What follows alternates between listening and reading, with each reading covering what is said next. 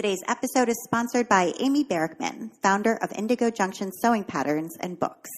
Visit amyberrickman.com to find vintage imagery, sewing, and craft books, and her new Vintage Notions monthly magazine.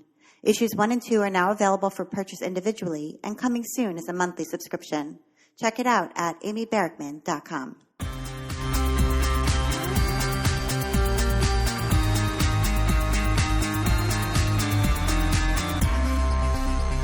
Welcome to episode 70 of the While She Naps podcast. I'm Abby Glassenberg.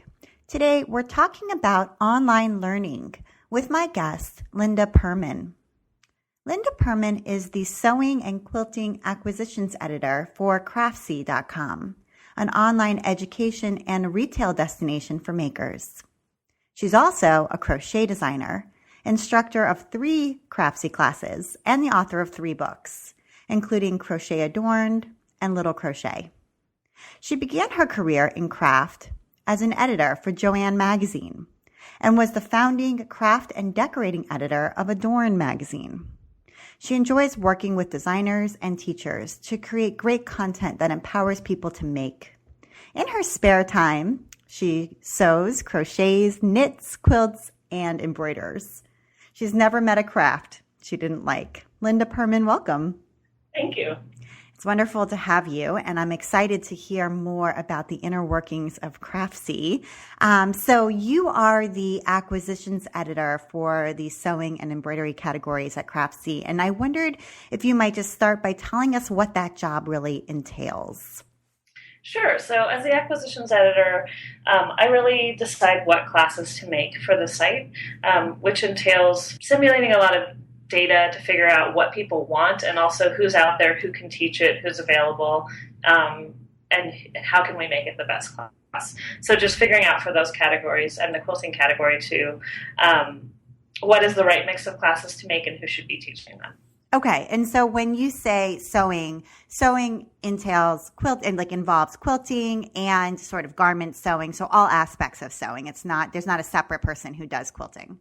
No, actually, I do quilting and sewing. So they are 2 separate categories on our site. Okay. There is a lot of overlap, and it's actually relatively new that I'm doing quilting as well. But we think of sewing as garment sewing, bag sewing, home decorating, sewing, that kind of stuff. And then quilting is traditionally quilts, but also, it's the piecing, the machine quilting, all of that stuff. Okay. All right, cool. So you're really in charge of all of those things. And I think you're a person that a lot of people want to know more about. So I'm so excited that you're here to talk more about that. But first, I just want to back up a little bit and sort of bring us up to date as to how you got where you are. So where did you grow up? Sure. I grew up in San Antonio, Texas. And then I, from there, went to school in Austin, moved to New York after I graduated, temped for a while, thought I was going to be an artist or maybe someone who managed artists. And then, which I guess I kind of am in a way. And then found a Craigslist posting for a job at Soho Publishing and started editing there. And it was my dream job. I remember calling my mom after the interview and saying, I didn't even know a job like this could exist, and I don't know what I'm going to do if I don't get it. So from there... Were you an English major in college, or did you major in art or some other field? I majored in studio art, actually. Which, okay. Much to my parents' chagrin. So that I go to a well-rounded college instead of a private art school, which I could understand that. So worked out well for me. Okay, so you majored in art and then kind of temped, and then found this job at Soho Publishing. And what was the job at Soho Publishing? That was sort of your entry into craft publishing. It sounds like. Sure. It was a craft and decorating editor for Joanne magazine, which was a custom publication for Joanne stores. And Soho does Vogue knitting. They do a lot of Knit Simple, a lot of other knitting magazines. But I was basically the person who did a lot of the in-house craft projects for that magazine and just scheduled all the editorial for working with all the freelancers who would provide articles and other craft projects and stuff like that. Okay, cool. So when was that? Was that in the early 2000s? When was that? That was maybe 2005 or so. Okay. Yeah, because Joanne magazine no longer exists. Yeah. Right? No, it was around for a little while, and then they decided they didn't want to do a custom publication anymore.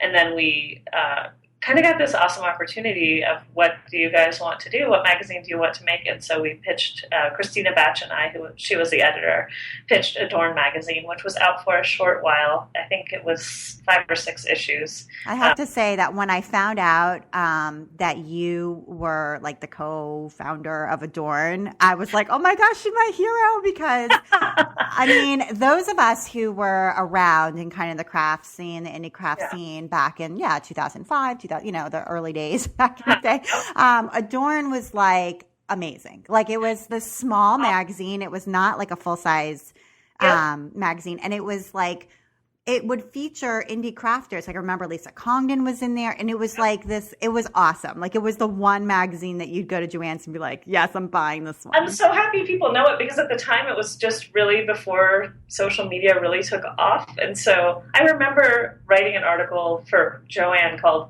Computers and Crafts, or Working with Someone, right? And I was like, I know all these other people who do craft stuff. Can we hire them? Because, if I wanted to do something a little more modern. And I'm glad that you know it. And it's funny because I think I run into people who know that magazine, and we didn't really know how it was doing before social media. So it's fun to reconnect back that far. Yeah, I know. I wish I still had my copies. I didn't keep them, but I wish I had kept them, because it sort of reminds me of, do you remember Craft magazine? Mm-hmm. Yep. Like, though, those were back in the day. Those were really, those were good. Those were good, if short-lived publications. Yeah. So you ended up leaving New York. Mm-hmm. And sort of, was that before Adorn kind of came to an end?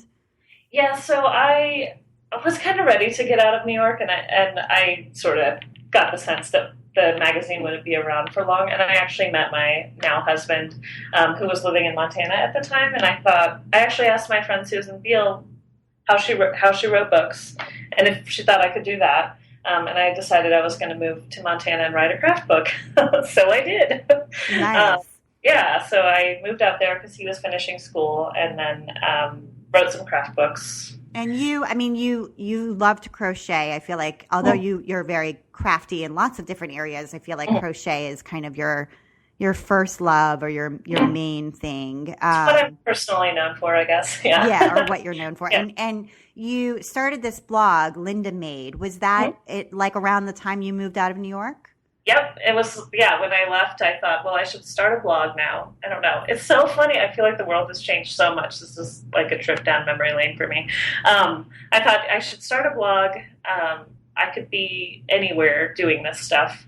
I started it right before I left New York. And actually, my agent told me, you need to focus on one thing, because I told her I like sewing, I like crochet, I like lots of different things. And I thought crochet would be a good one to focus on, because there weren't a lot of people writing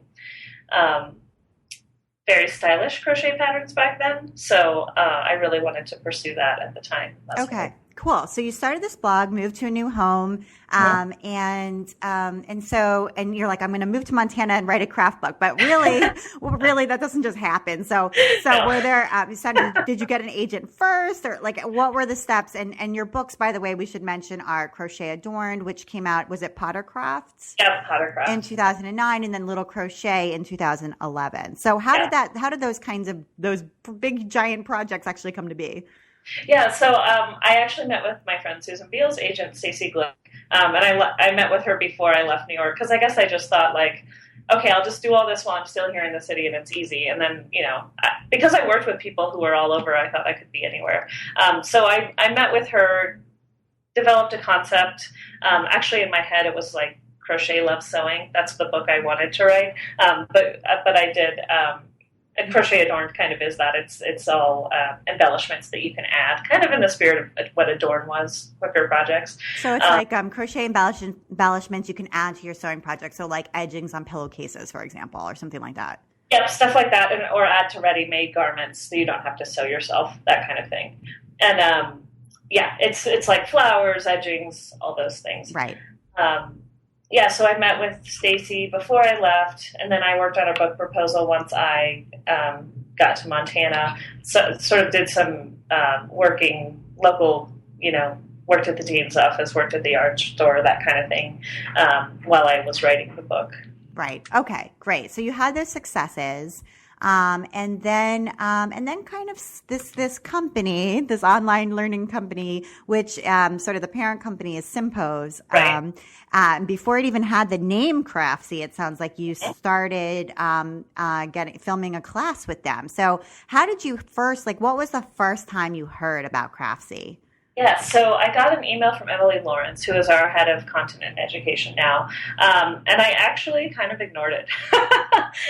She asked me to teach a class, and I was like, I don't know what this is. I was getting a lot of kind of podcast invites and stuff like that, and I wasn't sure if I would get paid or any of that stuff. So I kind of sat on it for a while, and it turns out that the person who edited my second book, Erin Sloneker, I met her at TNNA, which is the National Needle Art Show, and I just happened to mention that email, and she said, oh, yes, I gave her your name. I guess they were old friends. They'd gone to college together or something like that, and that was enough that I was like, okay, let me get back to her.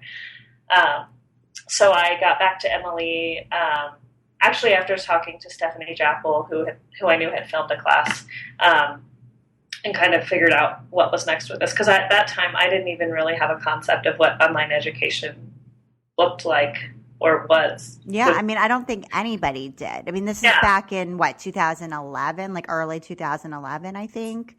Yeah. I mean, I remember when I first heard about Craftsy as well, which was through Betts White, who was filming one of the early classes. And I was like, and I remember watching a little promo video and just being like, what is this? This is, it was really different. Yeah, and I didn't.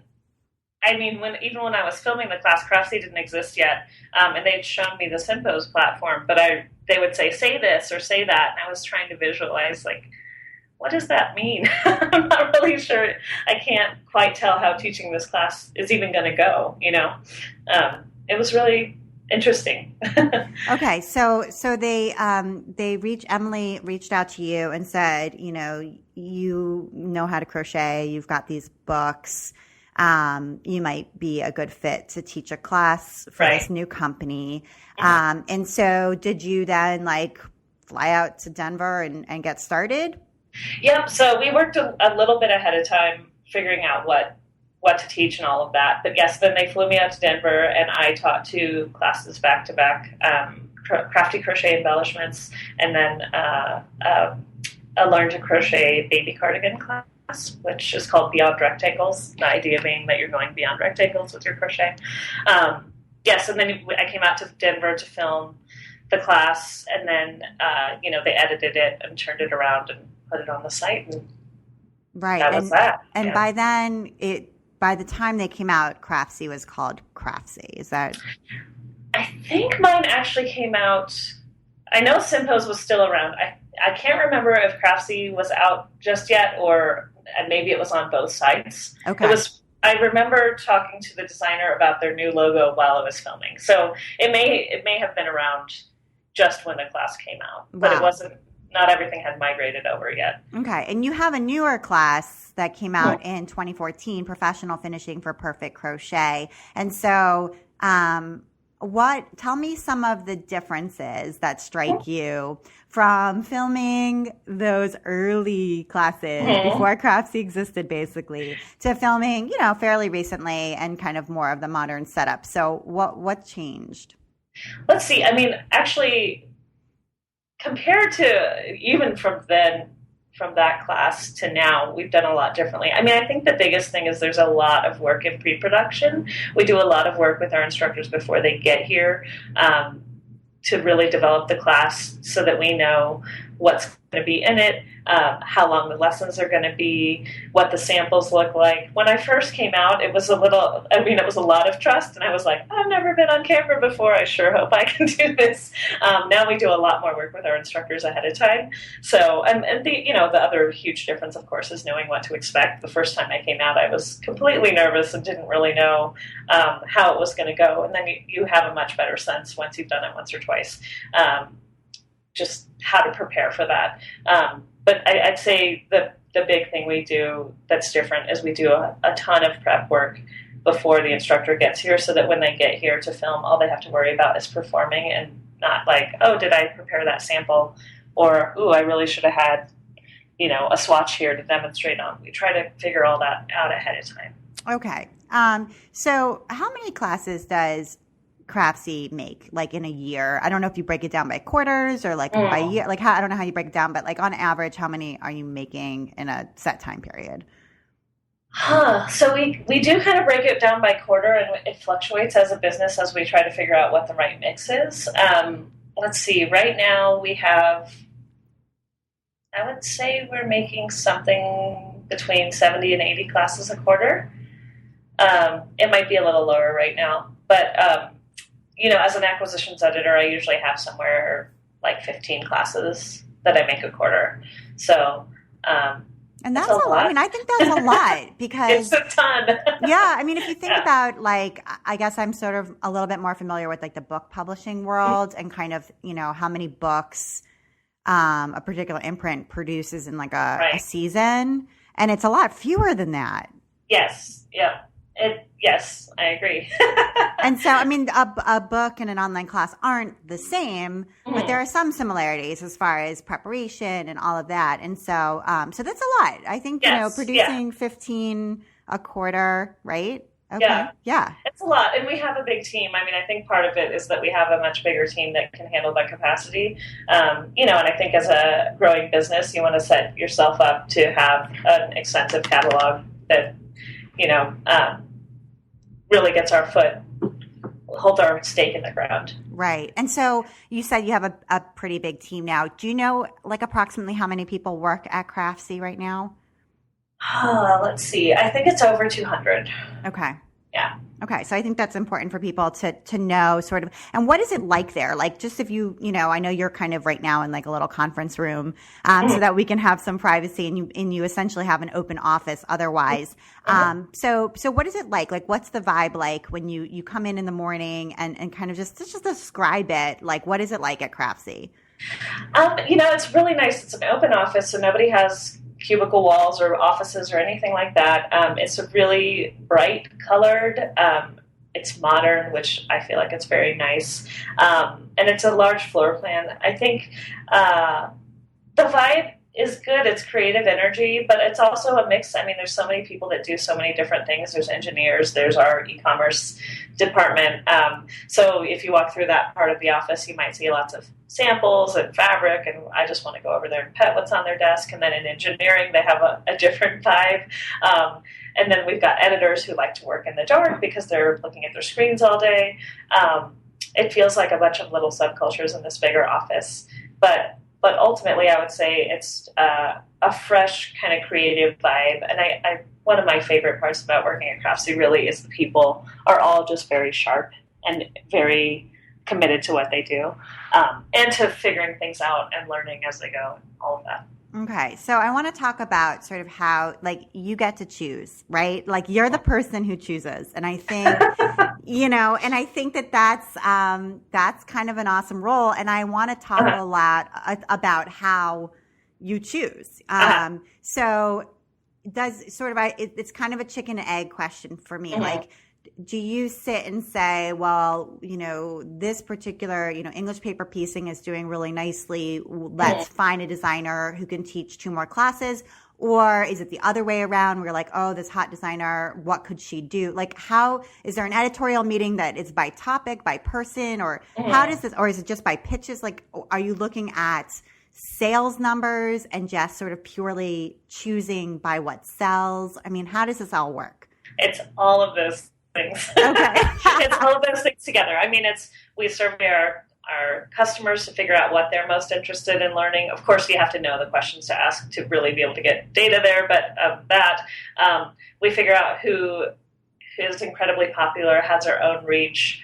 There's a lot of people online that have such a good following that we know their class is going to sell because people really want to have that product from them.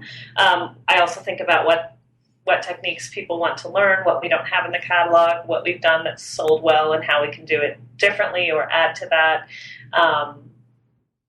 And then, we also try to just take some risks every quarter and figure out, hey, what are we missing? What have we not thought about? What's something maybe we didn't do in the past but want to try now? So it's all of those things together. And I get some specific allocations for what kinds of classes to make every quarter, and then kind of brainstorm those with my manager, and of course have to write a detailed pitch for every class that I do that gets approved. So it is as much about the instructor as the topic, and then it just depends on who we're trying to appeal to, if we want to try to get new buyers or if we're trying to appeal to our existing buyers or both. If, in terms of whether we have to find an instructor who has a lot of their own reach, or if we find an instructor who is maybe doesn't have as much of an online presence, but is a super solid instructor, and we know people respect them and they'll be the best person to teach it, and it appeals to the audience we have. So just different considerations based on, what we're going for. I want to take a minute now to talk with our sponsor, Amy Barrickman of Indigo Junction. My name's Amy Barrickman. My business is Indigo Junction, and we sell clothing patterns as well as sewing patterns for functional and decorative items. I hear that you have like a magazine as well. Do you want to tell us a little bit more about that? I would love to. Vintage Notions Monthly is the continuation of my journey, reintroducing the content from a women's institute that was established in the 1920s. Its founder was Mary Brooks Picken, and she actually wrote the Singer Sewing book. I fell in love with her style, her writing, her philosophy of life. The 100th anniversary of the Institute is this year in 2016. And so to celebrate that, I wanted to begin reintroducing more of their content. Vintage Notions Monthly is not only editorial content, inspirational essays, it also has sewing lessons and techniques, inspiring stories and testimonials from students. It explores beyond sewing and fashion into the home arts, cooking, millinery, some really interesting information. And each month we're also putting a magic pattern in each issue. And the magic patterns are a design that is created through calculating your measurements and then drafting a pattern based on your measurements according to the diagram that's in the issue. So really excited about the opportunity to continue to share this information and this great, timeless, just more relevant than ever material that's part of the school's curriculum and their both newsletters and their magazines that they published back in the 20s through the mid-30s. It's so cool. It's like you're like the historian who's bringing back, bringing to the modern market this incredible, history of sewing so that we can enjoy it again. Find Vintage Notions Monthly at amybarrickman.com. And now back to my chat with Linda.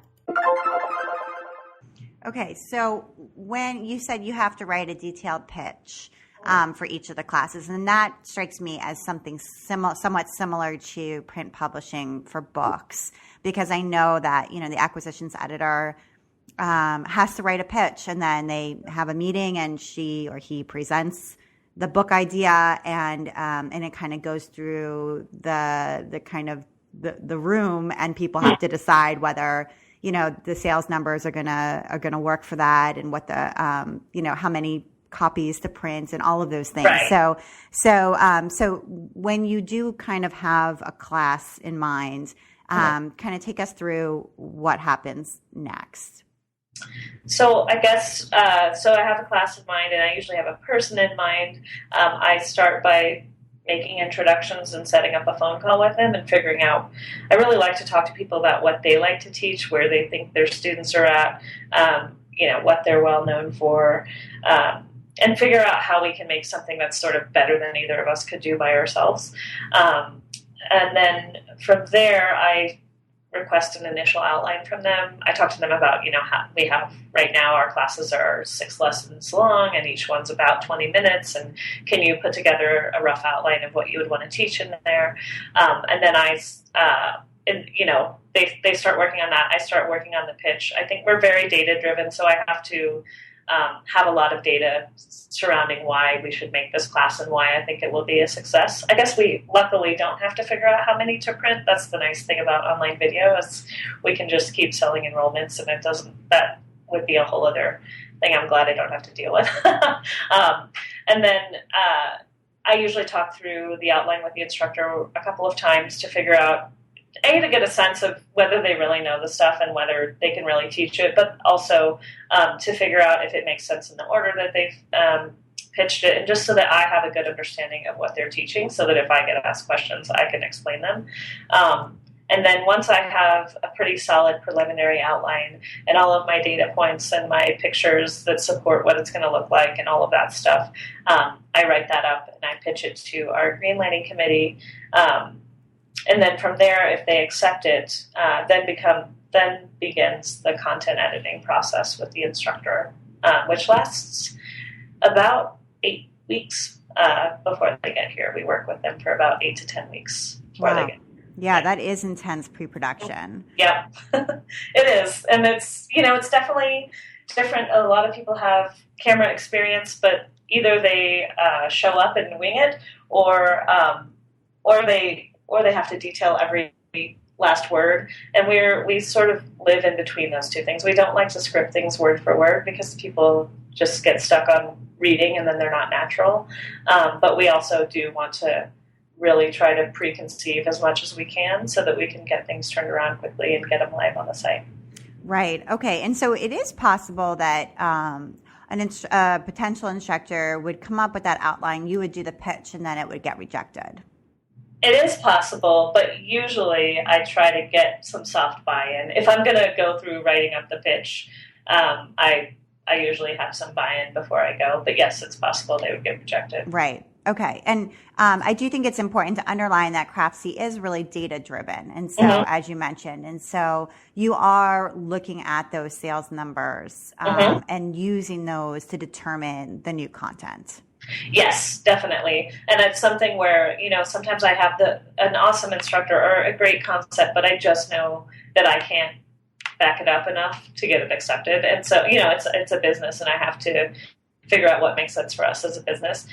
So sometimes that's hard, especially if it's something that's new or a risk, because I maybe don't have any data to back up a hunch. So figuring out how to write that up is always a fun challenge. Right. Okay. All right. So for people who are listening who aspire to teach a class on Craftsy, feel like the special content or technique that they have or they know about or expert in or have developed would be a good fit and wouldn't match your audience's needs and wants. What can they do to position themselves for success? To position themselves for to be in a spot where you would say yes. Like, what are some steps they could take over the next 6 months or so to sort of get there?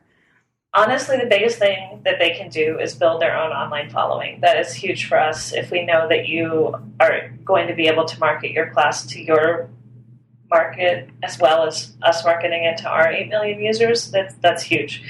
We really want our instructors to take some part in that, because we think that we have huge marketing reach, of course, but we're always looking for new buyers too. So if we know people who are really in touch with the people who want exactly what they're offering, that is a big deal. So building up an email newsletter, a good subscriber base there, Facebook page, Instagram, all that stuff, that's huge. I think being familiar with the catalog and understanding how your class is different. A lot of times I get pitches for stuff that we already have or is close enough on the surface to what we already have that a user wouldn't necessarily know the difference. So figuring out what makes your class different. And really just helping me understand why you think the class would sell. I think filling up the classroom twice a year with 10 people is not really enough to convince me. We need our classes to sell thousands of copies. So figuring out, what sets your class apart and how, just showing me why people are interested in it with data. So this blog post gets this many more views than my other blog posts, or I have X number of subscribers with they're all interested in this technique, and I can show you that because I sell this PDF that sells 5 times as much as my other PDFs that I sell. Just really thinking about it from a business standpoint, why you would want to teach the thing you're teaching and why it makes sense for you to be the teacher that's teaching it. That's really the story I try to tell when I pitch a class. Okay, and there is a form on the Craftsy website that somebody who does want to teach a class, so who maybe has spent that time developing their online following, developing or looking at their data to see like which technique is really going to, sell thousands of copies of a class and is ready to write that pitch and send it to you. There is a form that they can go ahead and fill out, and that does go to you in some way. Yes. Yep. And it's craftsy.com/course proposal, I think, is the form. We're actually working on revamping it, but it may take a while. So yes, the acquisitions editors do see, every acquisition editor sees that come through.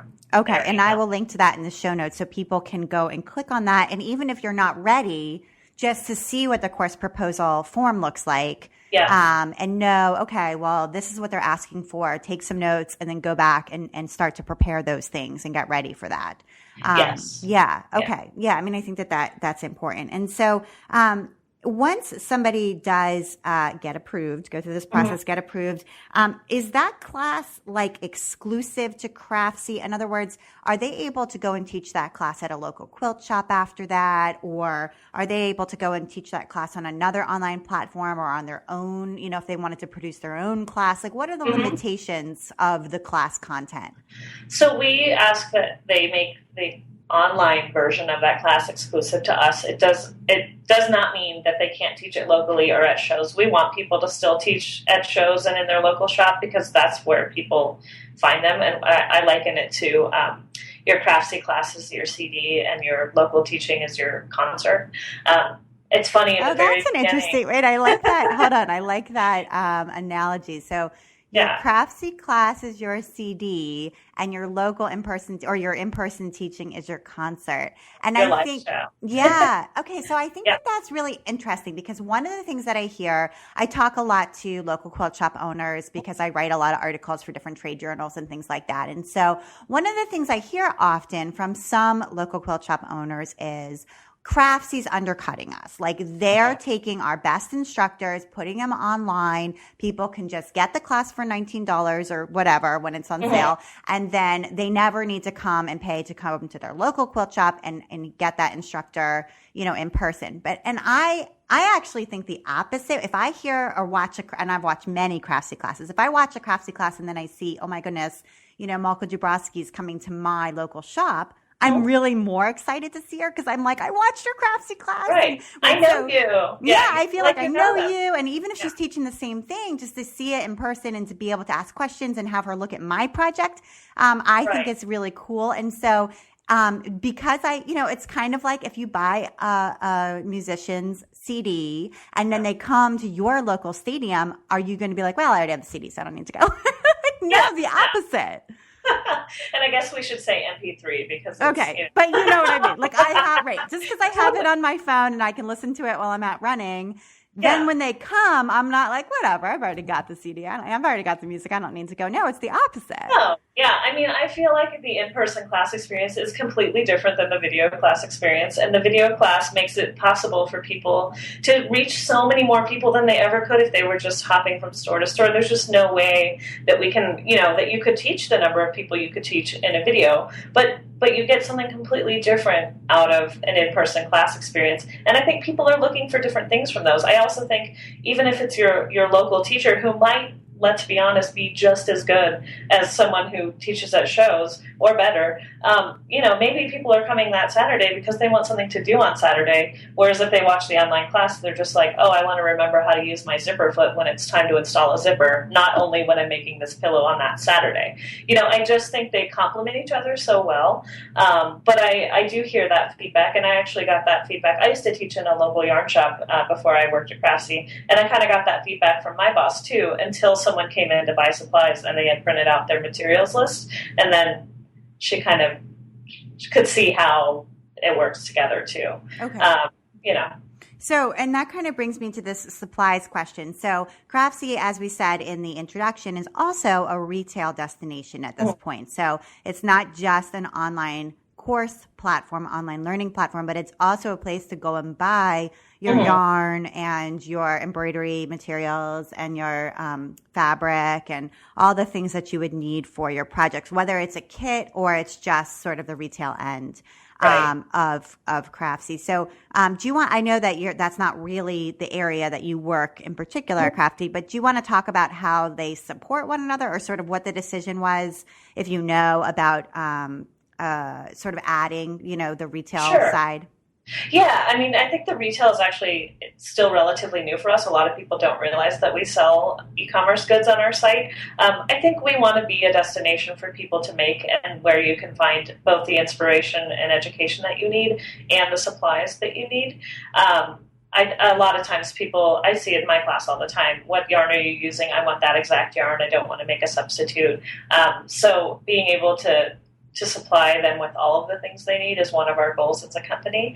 And I think it's also just, for us, it's a way to reach people. Some people don't see the value in spending money on education, but they know what supplies are, right? So they know they like fabric, they like yarn. They feel fine paying for that. It's just another way also to get people in the door to see what else we offer. But really, it's also about I've lived in Bozeman, Montana, and actually Bozeman, Montana had 2 great yarn shops, but there are places where you don't have access to good supplies. And so being a resource for people in that way too is another facet of that. Mm-hmm. And you have some kind of bringing you back around to the beginning of your career. There is some partnership with Joann's stores. Yes. So they send out some of our classes to their user list. Obviously, they've got a lot of people who are interested in the same kinds of learnings as our customer. Okay. Right. Okay. So there is some partnership there, rather than partnering with like a local yarn shop or a local quilt shop. Yes, in the past we've explored that too. We have a whole team who works on that as well. I think it's, I understand exactly where business owners are coming from, and I think where they're coming from, and I think there's some trepidation around that.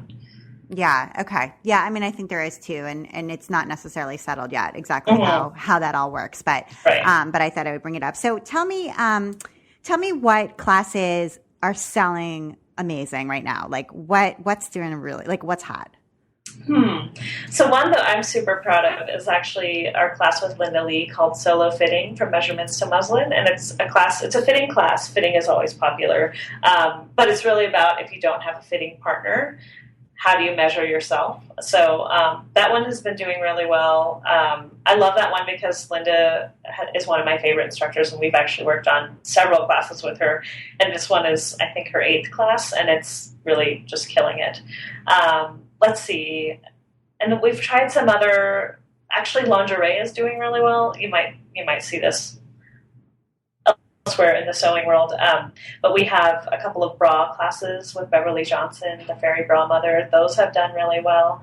We just put out a corsets class that I'm excited about with Allison Smith. It's kind of funny. The lingerie really surprised people, but it's also that kind of thing that it's hard to sign up for a local bra making class. I guess I haven't looked for one, but I haven't seen one offered. And that has been, all of those kind of niche topics have been doing really well for us lately. Yeah. Okay. So it sounds like kind of the semi-professional garment finishing and construction are really what a lot of people want. In our sewing, yes. And bags, actually. Bags are huge. People love the bags classes too. So, both of those do really well. And I think they're kind of different audiences. They're all just, lumped into our sewing category. Interesting. Yeah, it's always interesting to hear like what's selling well. And in quilting, does anything stand out to you in quilting that's kind of taking off right now? Machine quilting is always big. Quilting the quilt, every pattern just says quilt is desired, and what do you do with that?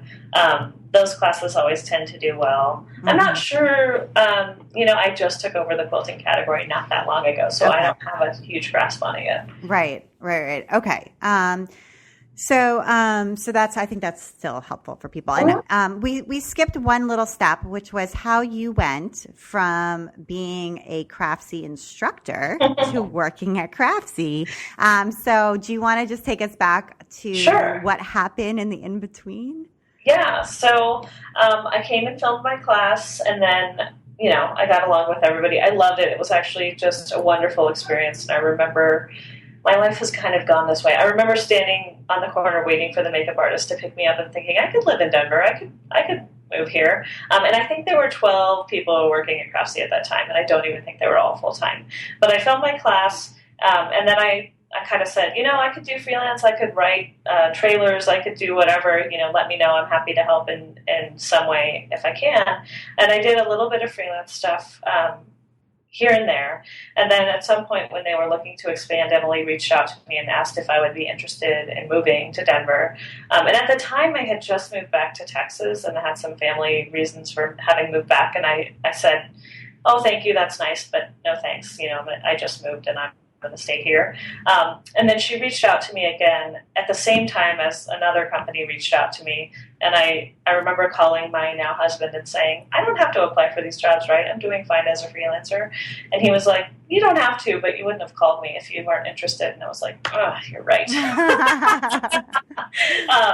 So I said, okay, this is the world telling me to go back to working for someone else. I applied for the job and came out. Actually, I don't think there was actually a job. I actually came out and interviewed with like 5 different people. The company was so small that they were just like, let's have you meet with a bunch of different people and see what you would be good at and figure out where you would fit here. I had a weekend of back-to-back interviews in North Carolina and Denver, and decided that I really wanted to work at Craftsy. And so decided I was ready to move and came out here. That was it'll be 4 years in May. So I guess I was organized when I came to film my class, so they thought I could help organize other people too. Right. And I also think it's an important point to pull out here that you also said to them, I could write trailers, I could do some freelance work, whatever you guys need. Yeah. In other words, you didn't just wait to be chosen. Like you put out there, I love doing this and I love being here and I have some skills and I'd love to help you. So if there is a way for me to help, please keep me in mind. Yes, definitely. Yeah. And I think that's so important. I think as professionals, it's so hard. I mean, my husband is an artist. It's hard to promote yourself and to toot your own horn. I think you can do it without being obnoxious. And if you do it in a non-obnoxious way, people will come back to you. Letting people know what your skills are, because they don't necessarily have time to look up all those things. They're just going through their day. So yes, definitely. I was, as a crochet designer, I was supplementing my income with writing. And so I just thought, oh, hey, maybe this is another avenue for me to do that. Right. And was it hard? I always have this feeling like when you give up building your own thing, right? Mm-hmm. Like you had the blog, you were writing the books, you were designing patterns, which I'm sure you were selling on Ravelry, I'm guessing, and all of that, and writing for other publications as a freelancer.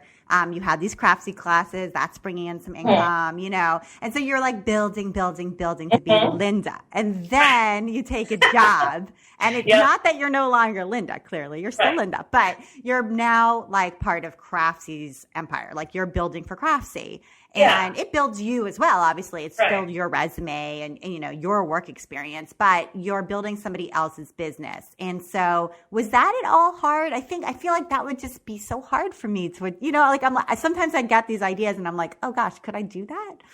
I think it was not that hard because I was at that point in my career. Actually, it was just perfect timing when Emily approached me about filming, where I said, I'm either going to have to travel all the time to make ends meet, like I'm going to have to teach in a bunch of different places to try to make ends meet. And I saw what that looked like. I know other instructors who do that. Or I could do something. So then I taught my class and I thought, gosh, this is a way that I wouldn't have to do that. And then I just knew I didn't want to be gone every weekend.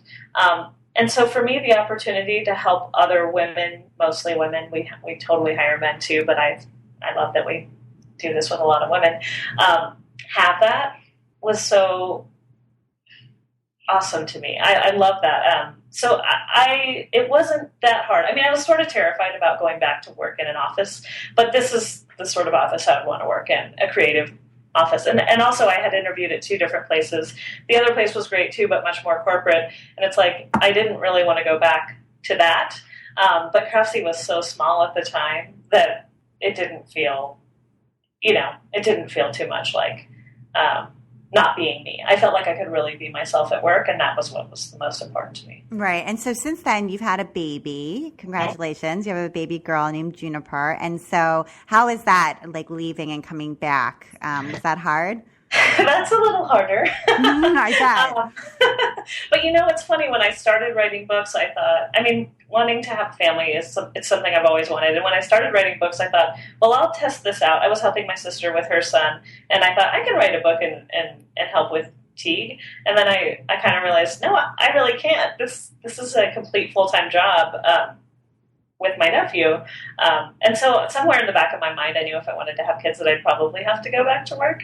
And that was sort of part of the reasoning too, in coming to Denver and working for Craftsy, is knowing that I wanted to have like health insurance and things like that. Right. And I think that's an important point too. Like, if your life is freelancing and, and selling your crochet designs on Ravelry and that sort of thing, you can totally do that and be successful. But when it comes to health insurance, like, you're on your own, Right. And when you work for another company, like, you got something there that might provide some stability if you do want to have a family.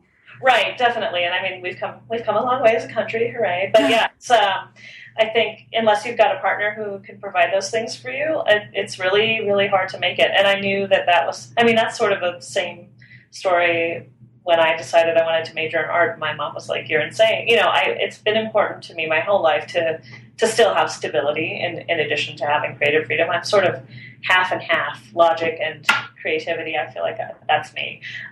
So coming back to work has been tough, but my husband stays home with our baby. So it makes it a little bit easier knowing that he's home. And Craftsy is great if I need to leave early or work from home one day or anything like that. So that's made it a lot nicer. And then I just, keep her up late so that I can see her when I'm home. I think lots of working moms do that. It's pretty common. Yeah, among my friends who work outside the home, that's pretty common. Yeah. So, okay, great. That's great to hear. And I just wanted to see, before we get to your recommendations, if you have anything else that you really feel people should know about Craftsy or know about teaching at Craftsy, or just kind of any other tips or words of wisdom or just things people should take away from hearing from you about Craftsy. Sure. I guess, and this is sort of a bigger picture thing, but, even though we make so many classes, I really am only working on 10 to 15 classes a quarter, so it's not that many. So if you pitch and you get rejected, don't think that that's it. You can pitch again. There's other places you can pitch. It's really such a small number of classes to be dealing with. In a related note, I have a friend who's an author who just won an award for one of her short stories after it had been rejected at by 20 different journals and publishers. So keep trying. It's the hardest part for me, is having to say no to so many people.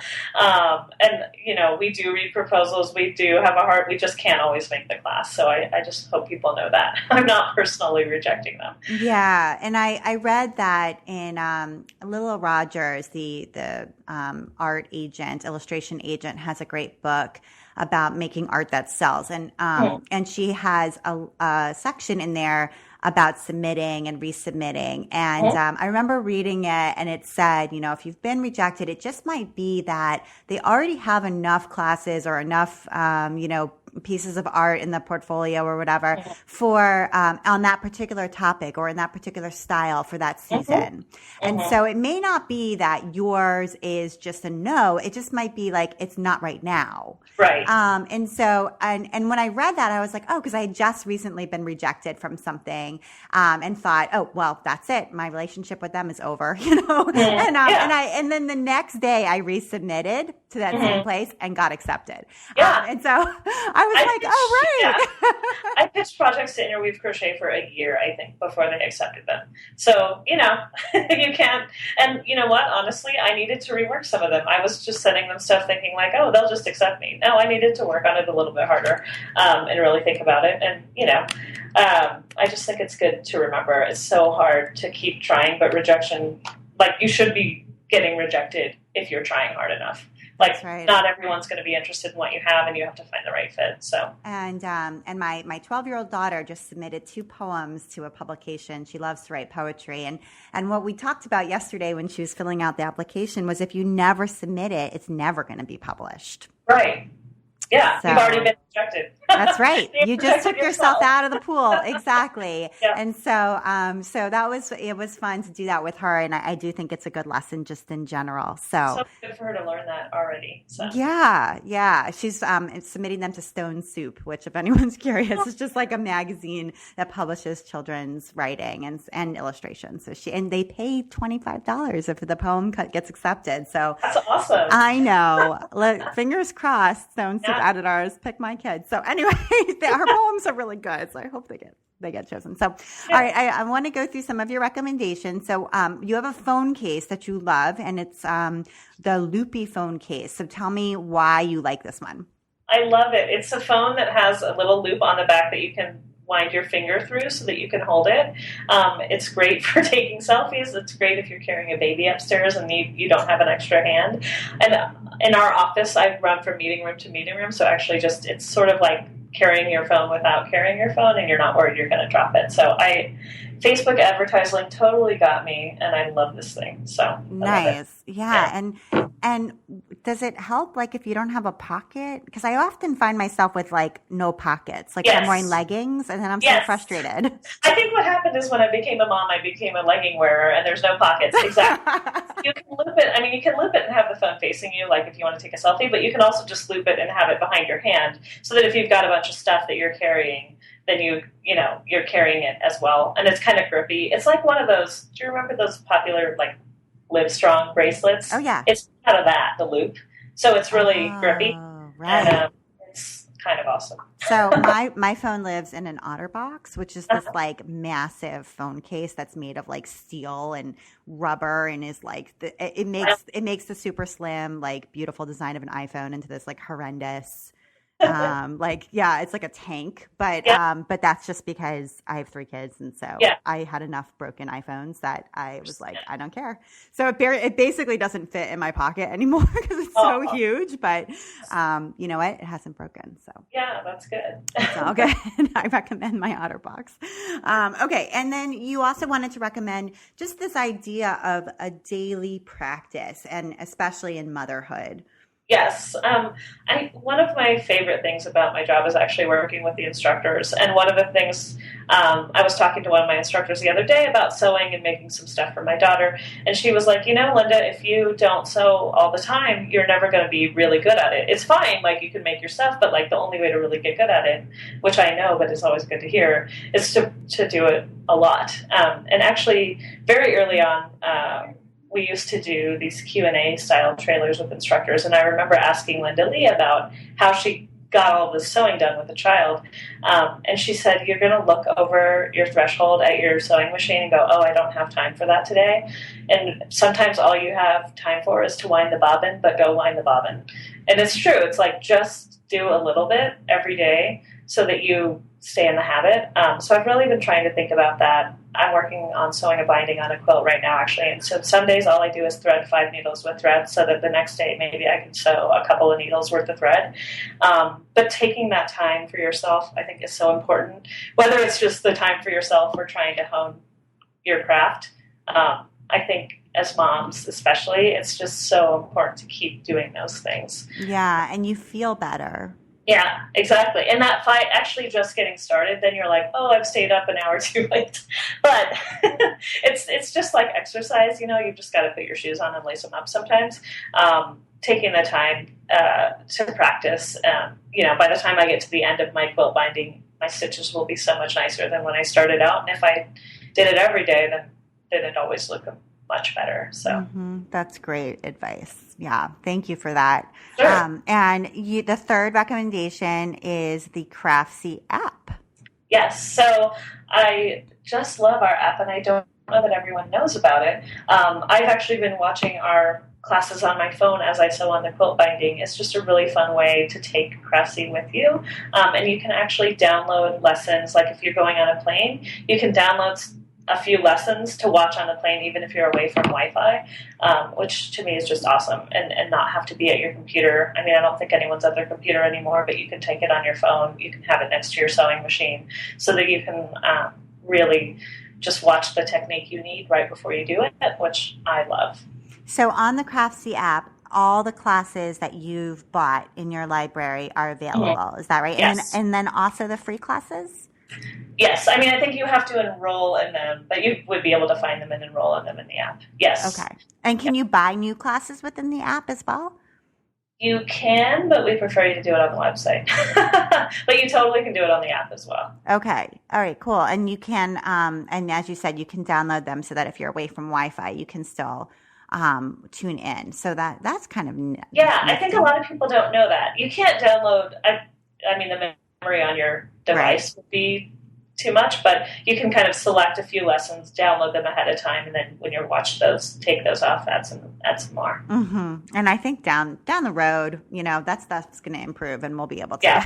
Just the technology isn't caught up yet, but right. I think we'll get there because I think that's what people want. So yeah, that's really cool. All right, good recommendation. So, Linda, if somebody wanted to send you a message or just reach out to you, is there a way that they should contact you? What is the best way for them to get in touch? Sure. There's a form on my website, but you can just email me too. My email is just lindapermann@hotmail.com. Okay, cool. So that's good for people to know, just if they wanted to reach out. Okay, great. Well, thank you so much for taking the time to be on the While She Naps podcast. I really enjoyed talking with you. Sure. Thank you for having me. Yeah, it was great. So, and you've been listening to the While She Naps podcast. I'm Abby Glassenberg. Visit my blog, whileshenaps.com, where you can sign up for my email newsletter to get the best in sewing, blogging, and small business delivered right to your inbox each week.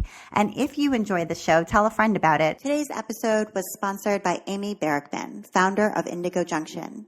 AmyBerrickman.com is your resource for vintage inspiration, including digital fabric and textile art, and sewing and craft patterns and books. Amy inspires makers to explore their own creative spirit and experiment with the latest sewing and crafting techniques. Keep up with Amy as she shares her ideas and inspiration at amyberrickman.com and indigojunction.com. Thank you so much, and I'll see you next time.